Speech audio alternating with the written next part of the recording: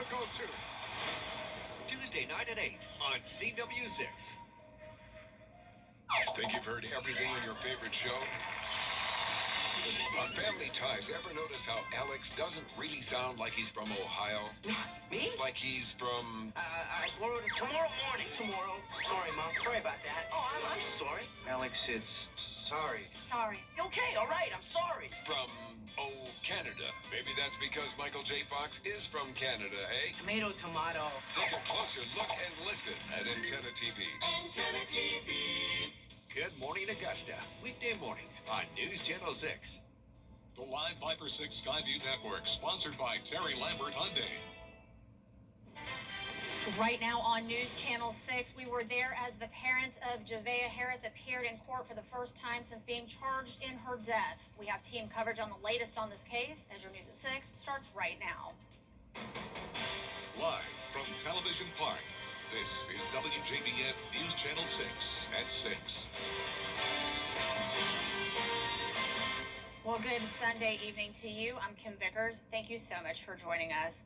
We begin now with team coverage in the latest in the Javea Harris investigation.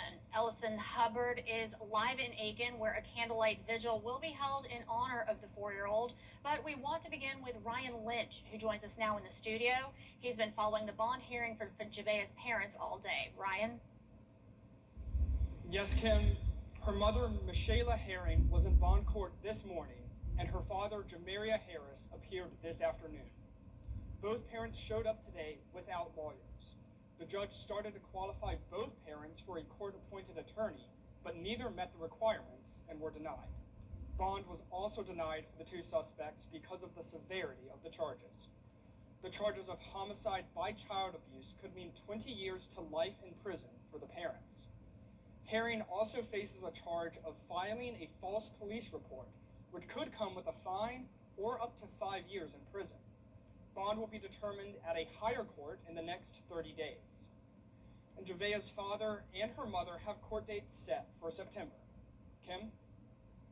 All right, Ryan, thank you for that. And Javea's story gripping the hearts of many people in the community. Some organized a candlelight vigil in downtown Aiken to honor her memory. News Channel 6's Ellison Hubbard joins us live now from the alley, where the candlelight vigil is set to get underway in just an hour. Ellison?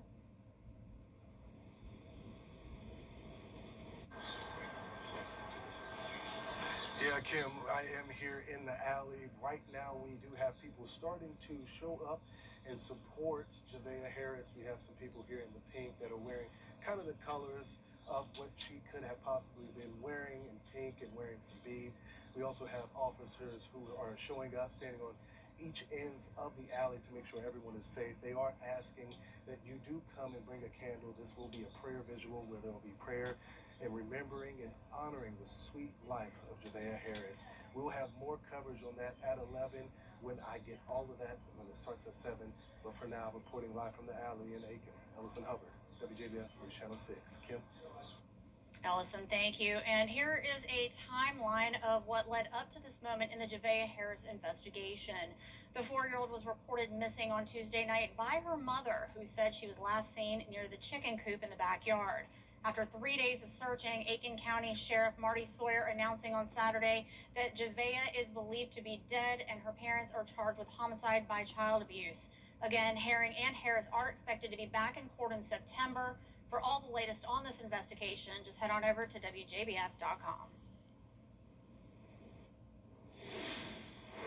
Right now on Live Viper 6, we are tracking a few showers and storms. We had some stronger ones earlier, brought some brief, short-lived power outages to parts of Richmond, Burke, and Aiken counties. We had some trees down and power lines down.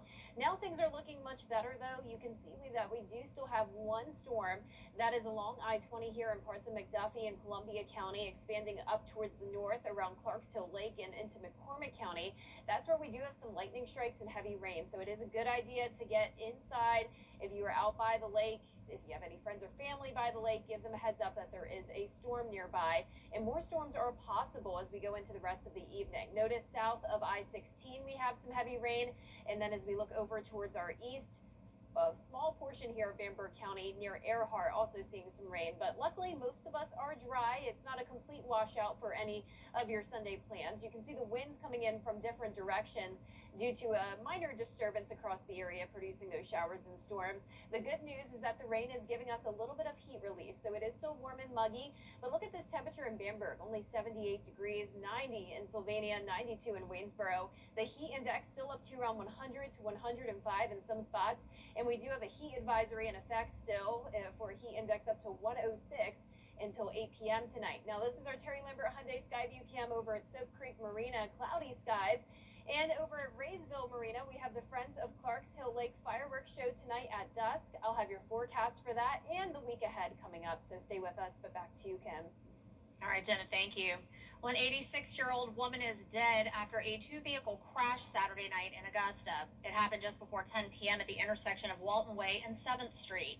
A preliminary investigation found a vehicle traveling west on Walton Way attempted to turn left onto 7th Street and entered the path of an eastbound vehicle traveling through the intersection. The two vehicles collided. 86-year-old Carolyn Fletcher was killed in the crash. She was the passenger in the vehicle that was hit. No word yet on any charges. And the Batesburg-Leesville Police Department is investigating a double homicide that happened shortly after midnight on July 5th on the 500 block of Solomon Street. 3 people were found with gunshot wounds. 2 died at the scene. They've been identified as 39-year-old Ronald Brown III and 34-year-old Devontae Elliott. The third unidentified victim was taken to the hospital. The investigation is ongoing, and anyone with any information is asked to contact Midland Crime Stoppers or the police department. And there is a traffic alert in Richmond County. The Richmond County Sheriff's Office has shut down portions of Boy Scout Road between Skinner Mill Road and Commons Boulevard while the Augusta Fire Department battles a structure fire. They're asking people to please avoid the area and find a different route until the roadway is reopened. The Richmond County Coroner's Office responded to Piedmont Hospital this afternoon in reference to an inmate death. The inmate was taken from Charles B. Webster Detention Center to Piedmont Hospital by EMS. The inmate was pronounced dead this afternoon. An autopsy has been scheduled, and the inmate's identity will be released once next of kin has been notified. And in Richmond County, the city of Augusta wants your input on the proposed data center. 3 public hearings will be held to review a draft of the ordinance. City leaders want to create a comprehensive zoning ordinance for data centers. The draft has not been approved or finalized, but they are hoping to have the new regulations in place by August. The first hearing is this Tuesday at 3 p.m. in the Municipal Building on Telfair Street. Now that the America 250 celebrations are winding down, millions are making their way back home. AAA estimates a record-breaking 72 million people traveled at least 50 miles over the holiday weekend. ABC's Morgan Norwood has more. Tonight, waves of people returning home from a historic July 4th weekend. By Monday, the TSA estimates it will have screened nearly 19 million people. FlightAware says there have been a few thousand delays and hundreds of cancellations today within the U.S., mainly due to weather. AAA expecting more than 70 million to travel at least 50 miles from home through this weekend, which is a new record. Some routes into cities like Chicago, Houston, New York City, Minneapolis, and Seattle expected to experience peak congestion today. On Saturday, a Delta Airlines plane was reportedly hit by a firework landing at Chicago's Midway Airport. According to air traffic control, the crew said that they heard a loud bang when approaching the runway and was advised there were multiple homes shooting off fireworks. No one was injured. Tower, we just had a firework hit our plane. Delta Roger. We just heard the bang on the plane, so we'll have to take a look at it once we get to the gate. And in New York, rescue officials say 2 people suffered minor injuries when a seaplane made a hard landing in the East River today. 6 others also on board. The FAA now investigating the cause of the crash. Meanwhile, severe storms moving through the nation turning deadly as more than 100 million people cope with dangerous record-high temperatures.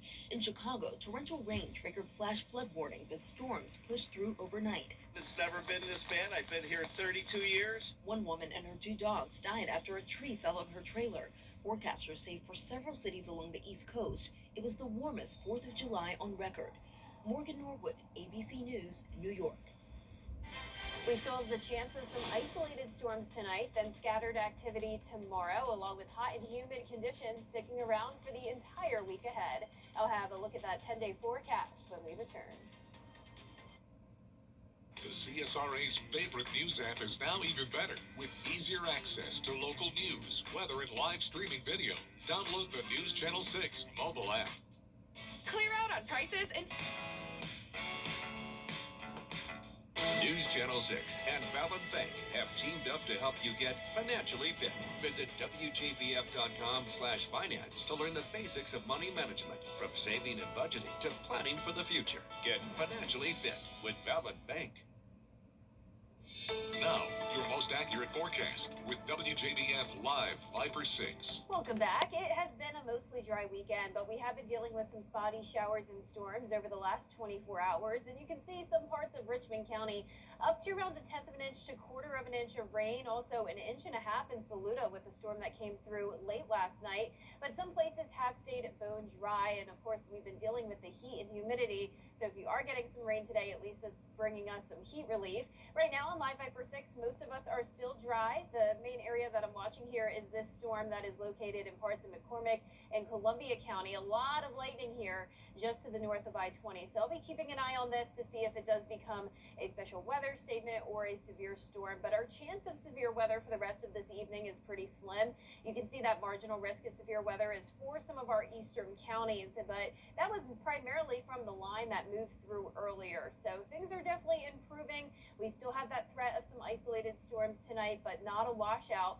And yesterday ended up being the fourth hottest Independence Day on record, tied with 1890 and 1979. It's been a while since it's been quite this hot for the 4th of July. So 99 degrees yesterday. Of course, we had those heat alerts in effect across the eastern half of the nation, but those are starting to diminish now with just heat advisories in effect for parts of Georgia still up towards the northeast, and those are all set to expire tonight at 8 p.m. So here's our satellite and radar. We're still watching this heat dome. However, that's going to start to break down as we go into the week ahead. And here's our Terry Lambert Hyundai Skyview network across the CS array. We're seeing a mix of sun and clouds today. Of course, some places dry, others are wet, but definitely much cooler than it was this time yesterday in Augusta, sitting at 88. But when you factor in those high dew points in the 70s, it's feeling like 100. We have a south wind of 6 miles per hour. Sunset will be at 8:41 tonight. Now here's a look at those current temperatures. 92 in Lincolnton, 94 in Evans. Bamberg cooler at 83 because of a storm, but 93 next door in Allendale. Heat index still up to that triple-digit mark in some places, feeling like 107 in Washington. And tonight for your fireworks forecast, we are going to see those temperatures in the 80s through the 11 p.m. hour. Once again, not a washout, but can't rule out those hit or miss showers and storms. So here's our futurecast tonight at 7 p.m. Still seeing some of that spotty activity. So the area to watch here, unfortunately, will be around Clarks Hill Lake, where we have that firework event tonight at dusk. So even though most of us are dry, we can't rule out some of those storms producing lightning and heavy rain up near the lake. So that's what I'm keeping an eye on tonight. The winds are going to be perfect for fireworks, though. We'll see up to around 10 miles per hour, enough to disperse some of that smoke, but not disrupt the show entirely. And of course, though, where we do have some of those storms, wind gusts could be a bit higher. But our low temperatures tonight will be in the mid-70s, a warm and muggy night. Highs tomorrow, you guessed it, it's going to be hot again. Highs are going to be in those mid-90s near average. And here's your day planner, 75 in the morning, then climbing into those mid-90s in the afternoon, and more storms possible tomorrow as well, with that heat index up to around 104 to 106 every day. So overall, a very consistent pattern. It's a summer-like forecast with heat, humidity, and chances of showers and storms each day. So here's a look at your futurecast for tomorrow. You can see the morning starting out dry, but once we get into the afternoon, that's when some of those showers and storms will start to fire up. And we have to watch for the possibility of some downburst winds within some of those cells, but it's not a widespread severe weather threat. Our 10-day forecast is showing rain chances go down to 20% Wednesday through Friday, then a bit higher again over the weekend. And temperatures really staying about the same. It's not cooling down anytime soon. Yeah, welcome to summer. Well, we do have a quick update to a story we told you about just a few minutes ago. There was a fire that was shutting down part of Boy Scout Road. Boy Scout Road is now back open. We'll be right back. You can't always choose the weather, but you can choose your weather app. Go with the most accurate and most trusted, the Live Viper 6 mobile app. Download it today. At Rooms to Go. Well, coming up, Baskin-Robbins has a new treat for ice cream lovers. We'll have that story after the break. Georgia's move-over law is named for Spencer Pass, a hero driver killed while helping a stranded motorist. The law requires drivers to move over one lane or slow down for emergency, utility, or maintenance vehicles, or in active construction work zones. If you don't, you could face fines and points on your license. More importantly, you could put lives at risk, maybe your own. Move over or slow down. It's the law and it saves lives. A message from the Georgia Department of Transportation. To the Morgan family, Do you like this one? I think this is my favorite. Okay, huh? What do you think of this one? When it's time for an update or complete remodel, Rebath is with you every step of the way. Oh, is this going to be ready in time for the baby? From design and products to removal and installation, we handle the entire process to create a beautiful and functional bathroom for whatever your life needs. Rebath, with you every step of the way. Call us or visit rebath.com and save $1,000 off your complete bathroom remodel. I'm Mike Costello of the Mike. And a better South Carolina means a better you. Keep up with the weather in your hometown with the live Viper 6 Neighborhood Network. The advanced power of Tempest weather stations allows us to give you real-time hyper-local data. The live Viper 6 Neighborhood Network, powered by Tempest.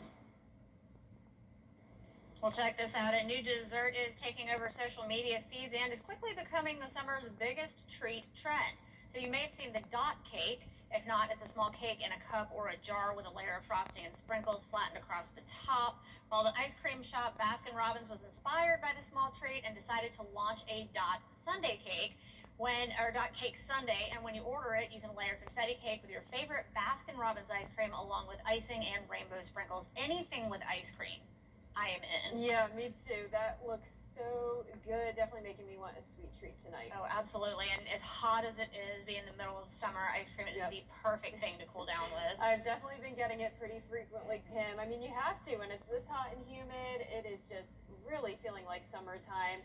You can see our 10-day forecast is showing that typical summertime forecast all week long. That means highs are going to be staying in the mid-90s. So even though we're getting a little bit of relief, we'll no longer be at 99 like we were yesterday. We're still talking high temperatures around 93 to 96 degrees over the 10-day period. Low temperatures will be in the low to mid-70s. We'll have a 40% chance of scattered showers and storms tomorrow afternoon and evening. A few storms possible on Tuesday. Then those lower rain chances Wednesday through Friday. Rain chances pick up again a little bit next weekend. Well, I'm still on the ice cream thing. Like, Kroger has a new cherry pie ice cream that's incredible. I'm kind of obsessed. That sounds good. Well, that's our report for now. We'll be back again tonight at 11. Have a great night.